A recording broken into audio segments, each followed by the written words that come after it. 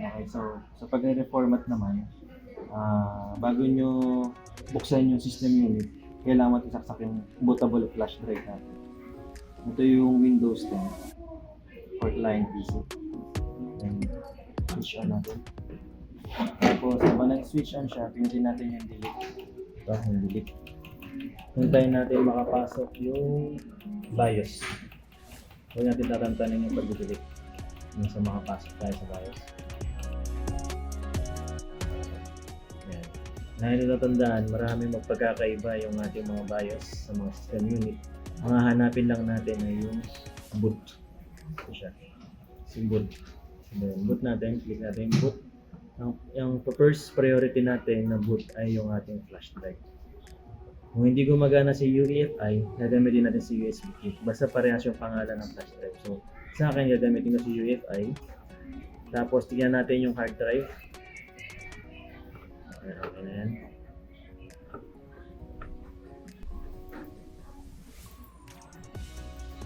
Ganyan lang natin mag-boot yung ating flash drive.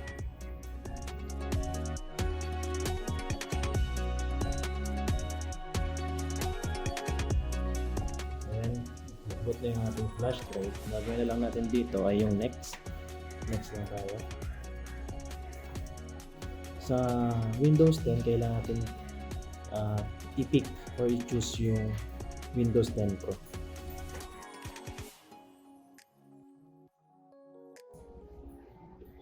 Then lahat to i-delete natin.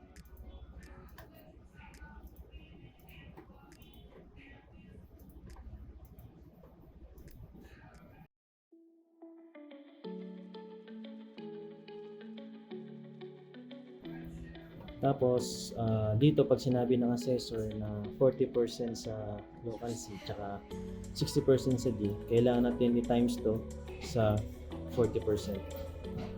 Then, click natin yung apply. Okay.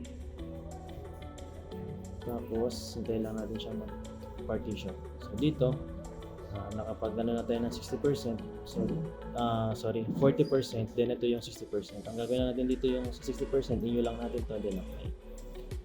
Tapos dito, where do you want to install Windows? Dito tayo sa pinakamababang gigabyte. So dito tayo mag-install ng OS. Then click next. Dito, para mapabilis yung ating pag-i-install ng OS, i-click lang natin yung Shift F10.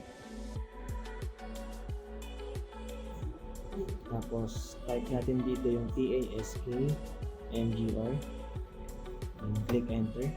Then dito sa processes, kukunin natin yung pinakamataas na memory, yung pinakamalaking key, which is the setup.exe.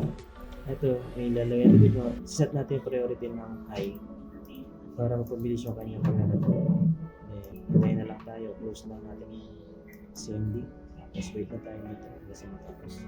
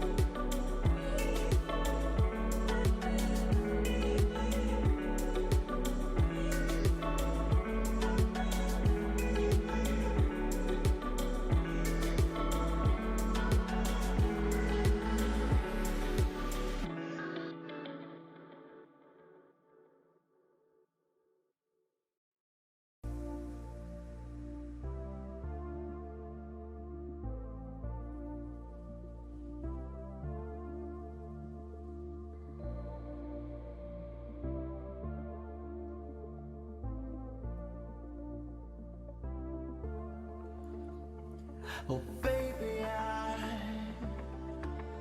I wanted you to be here